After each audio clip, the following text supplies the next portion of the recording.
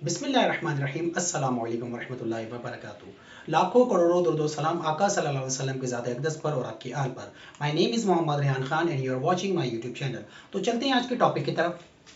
Class है हमारी first year, सिन board है, अकॉर्डिंग टू न्यू बुक के मुताबिक हम पढ़ रहे हैं। चैप्टर नंबर 1 है स्टोइचोमेट्री। बेटा प्रीवियस लेक्चर के अंदर आपको बताया था कि what are the significant figure and what are the rules for significant figure, और उसका रीजनिंग भी आपको बताई थी। आज हम चलते हैं, टॉपिक है हमारा राउंडिंग ऑफ डेटा। ठीक है, तो राउंडिंग ऑफ डेटा क्या होता है, किस तरीके से इसके रूल्स होते हैं, कहाँ कहाँ पर ये इंप्लीमेंट होता है। ठीक है, तो इसको आज हम डिस्कस करते हैं। तो by definition rounding off data, data की डेफिनेशन में जाने से पहले कुछ बातें याद रखिएगा। देखिए राउंडिंग ऑफ जो हम करते हैं ना, उसको आपको लास्ट टाइम भी बताया था कि हमारे पास जो डिजिट होते हैं जो कि नॉन जीरो कहलाते हैं, 1 2 3 4 5 6 7 8 और 9, ये 9 डिजिट्स होते हैं। इनकी बेस के ऊपर हम क्या करते हैं बेटा, यहाँ पर राउंडिंग ऑफ करते हैं। अब इसके अंदर क्या किया जाता है, कुछ चीजें, कुछ बेसिक्स होती है इसकी ना। क्या बेसिक्स होती है, राउंडिंग ऑफ डेटा के अंदर जो डिजिट नंबर 5 होता है, इसको एज ए बेस के तौर के ऊपर इस्तेमाल किया जाता है। कैसे इस्तेमाल किया जाता है, बेस के तौर पर। मतलब ये हुआ कि इससे पहले भी आप काउंट करें 1 2 3 4 चार डिजिट यहाँ पर मौजूद है, और इसके बाद भी अगर आप काउंट करें 1 2 3 4 चारों डिजिट यहाँ पर मौजूद है। तो ये जो आपके पास डिजिट है 5, ये आपके पास एज ए बेस यूज होता है। इसलिए यूज होता है बेटा, इसका रीजन लिख लें आप, क्योंकि ये मिडलेस्ट डिजिट कहलाता है। क्या कहलाता है, ये मिडलेस्ट डिजिट कहलाता है। मतलब 1 से लेकर 9 तक जो गिनती है, जो डिजिट है, जो नंबर है, उनके दरमियान बिल्कुल मिड में जो आ रहा है वो 5 आ रहा है। इससे पहले भी 4 डिजिट है और इसके बाद भी क्या है, 4 डिजिट मौजूद है। अब उसके बाद हम आते हैं पहले डेफिनेशन के ऊपर, फिर आपको वन बाय वन कर रूल्स को हम यहाँ पर डिस्कस करेंगे। तो राउंडिंग ऑफ डेटा की डेफिनेशन है टू रिड्यूस अ नंबर। हमने एक नंबर को रिड्यूस करना है, राउंड ऑफ का मतलब ये होता है कम करना होता है।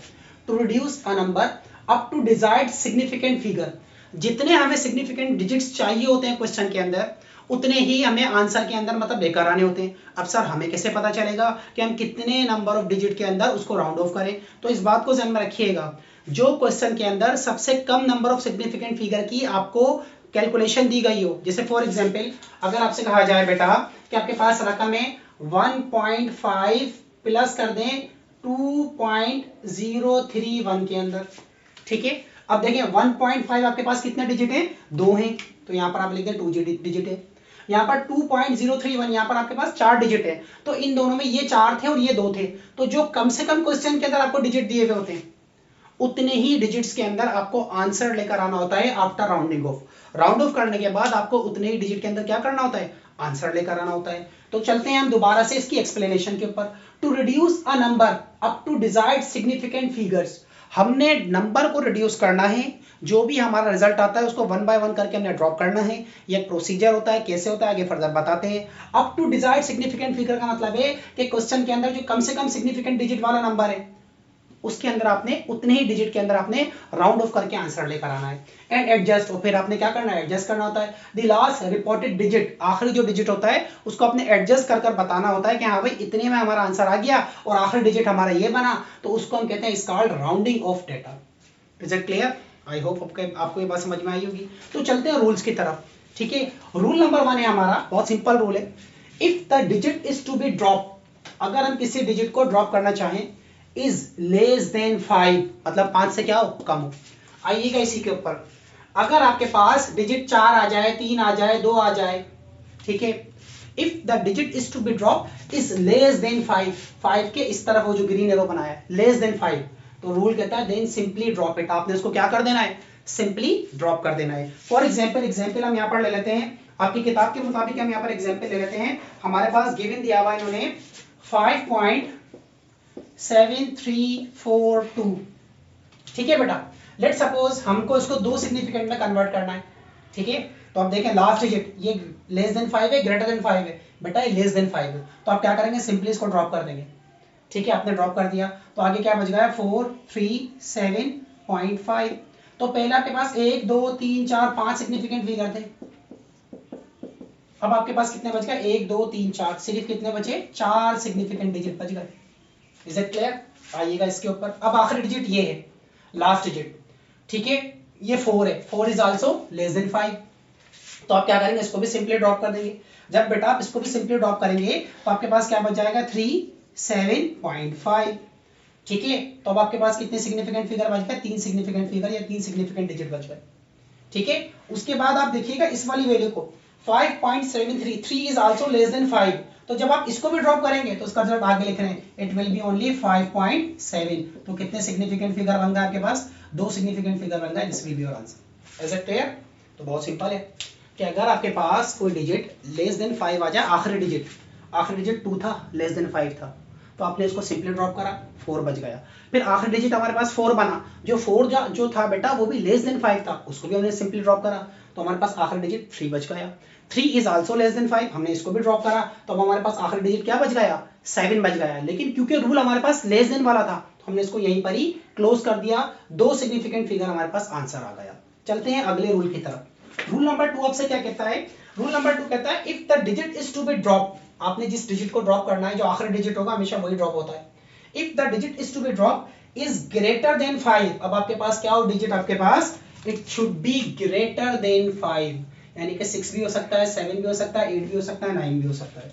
ठीक है, देन एड 1, अब आपने क्या करना है, 1 को ऐड कर देना है, 1 प्लस कर देना है टू वेरी नेक्स्ट डिजिट। कैसे कर देना है, फॉर एग्जांपल हम यहां पर एक एग्जांपल ले लेते हैं 5.678, ठीक है, 6 7 8 9 कर लेते हैं चले।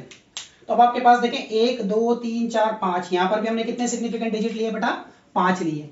हम क्या करते हैं, इन 5 को आंसर में लेकर आएंगे तो हम 2 सिग्निफिकेंट के अंदर लेकर आने की कोशिश करते हैं। देखिएगा यहाँ पर 9 इज ग्रेटर देन 5, 9 को हमने ऐसे सिंपल ड्रॉप करना है, लेकिन अगले वाले डिजिट के अंदर जो कि 8 था, अकॉर्डिंग टू रूल के मुताबिक आपने क्या करना है, 1 को ऐड कर देना है। जब आप 1 ऐड करेंगे तो आपका 8 जो होगा बेटा वो कन्वर्ट हो जाएगा किसके अंदर, 9 के अंदर, और 7 6.5 आपके पास एज इट इज रहेगा। तो अब देखिए आपके पास कितने सिग्निफिकेंट फिगर बच गए, 4 बच गए।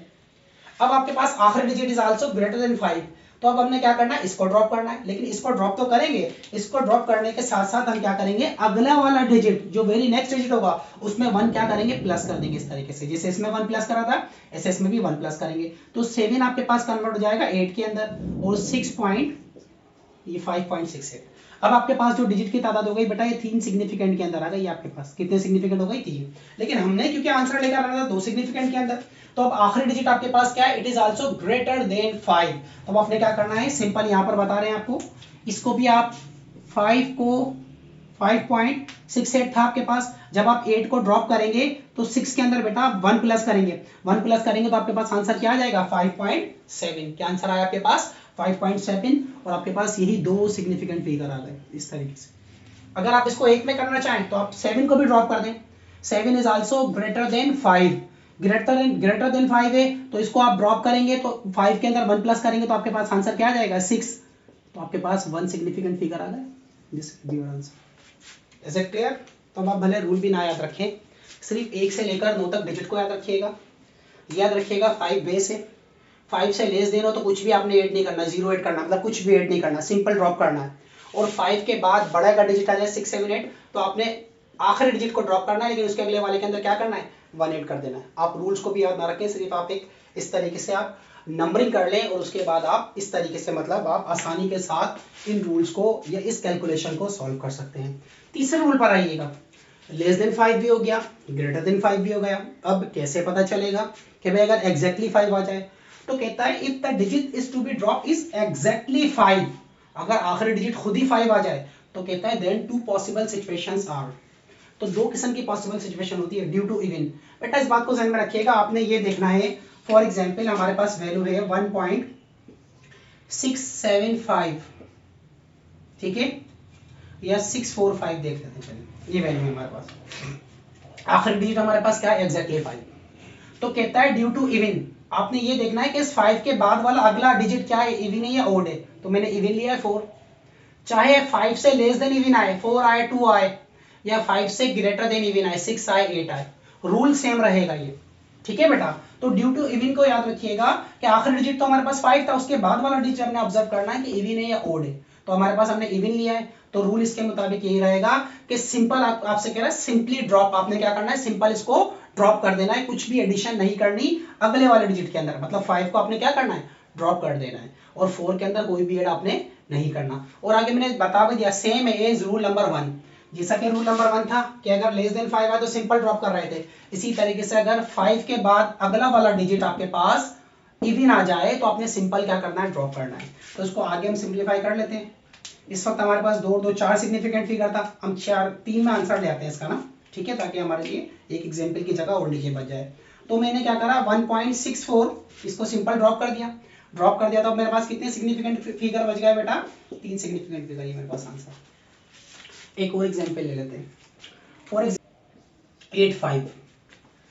अब देखें आखिरी डिजिट मेरे पास क्या है, एग्जैक्टली 5 है। क्या है बेटा, 78.85 आखिरी डिजिट मेरे पास एग्जैक्टली 5 है। लेकिन उसके बाद वाला डिजिट क्या है, 8 है। 8 का मतलब इवन है, भले ग्रेटर देन 5 हो भले लेस देन 5, आपने ये नहीं देखना।